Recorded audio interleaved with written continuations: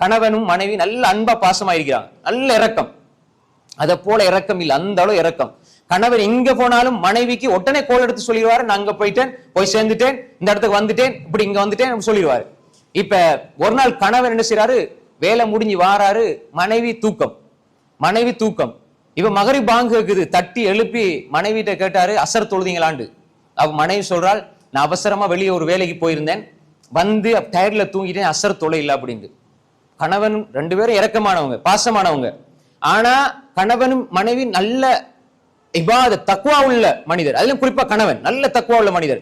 அப்ப அவர் சொன்னாரு, அசர் தொழாம நீங்க தூங்கிட்டீங்களா?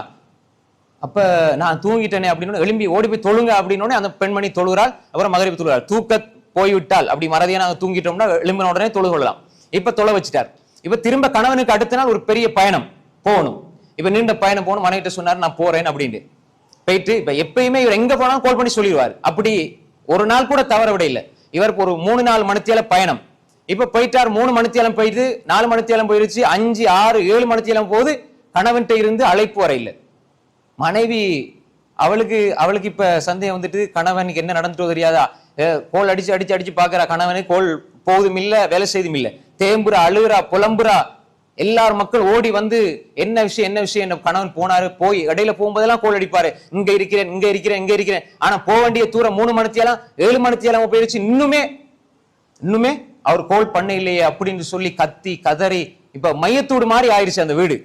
இப்ப ஒரு 4 மணித்தியாலத்துக்கு பிறகு கோல் வருது, கணவன்கிட்ட இருந்து கோல் வருது. இப்ப மனைவி எடுத்த உடனே, நீங்க யாரு பேசுறீங்க?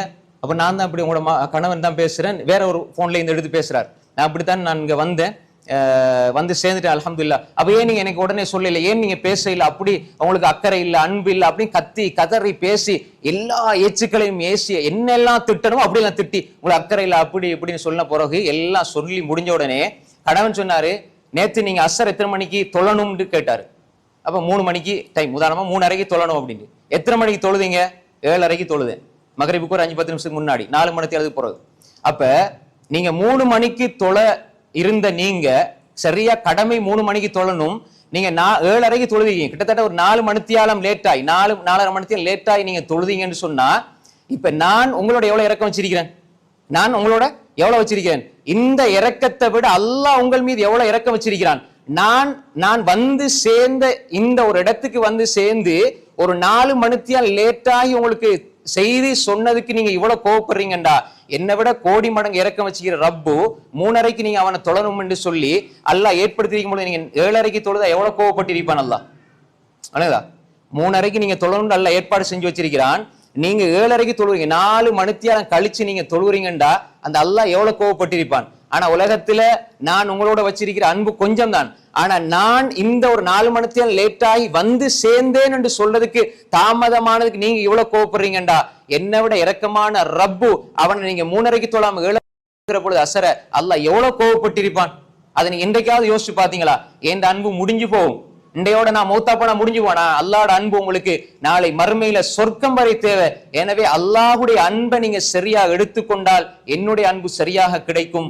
அல்லாஹ்வுடைய அன்பை நீங்க சரியா எடுத்துக்கொள்ளவில்லை என்றால் என்னுடைய அன்பும் சரியா கிடைக்காது என்று உணர்த்துகிற பொழுது மனைவி நினைக்கிறாள், அல்லாஹ்வோட கடமையில நான் பால் விட்டு விட்டேனண்டா, அல்லாஹ்வோட கடமையை நான் தவறு செய்து விட்டு விட்டேனண்டா, அல்லாஹ் என் மீது எவ்வளவு கோவப்படுவான். நான் ஒரு பொழுதும் நான் அல்லாஹ்வுக்கு மாறு செய்ய மாட்டேன், தொழுகையை நான் தாமதித்து தொழ மாட்டேன். சாதாரண ஒரு கணவன் ஒரு 4 மணித்தியாலம் லேட்டாகி நான் போய் சேர்ந்துட்டேன்னு சொல்ற செய்தி என்னால தாங்க முடியலண்டா, என்ற ரப்பு என் மீது கோவப்பட்டால் நான் எப்படி தாங்கிக் கொள்வது என்று நினைத்து அவள் திருந்த முயற்சிக்கிறாள். வாழ்நாள் முழுக்க நான் தொழுகை இதற்கு பின்னால் குறித்த நேரத்திலே நான் தொழுது விடுவேன், தொழுகையை தவற விட மாட்டேன் என்று கணவனிடம் ஒப்புக்கொள்கிறாள். அவரிடத்தில் ஒரு உடன்படிக்கை செய்து கொள்கிறாள். என்றால் இப்படி சில சந்தர்ப்ப சூழ்நிலைகளின் ஊடாக மனைவிக்கு நல்ல விடயங்களை உணர்த்துவர்களாக நாங்கள் இருக்கணுமே தவிர தண்டிக்கக்கூடியவர்களாக இருக்கக்கூடாது. எனவே அன்புக்குரிய சகோதரர்களே, கணவன் என்று சொல்கிற பொழுது ஈமான், இபாதத், எங்களுடைய நற்பண்புகள், குணங்கள் எல்லாவற்றிலும் சரியாக பொறுப்புணர்ச்சியோடு அந்த கடமைகளை பேணி நடக்கிற பொழுது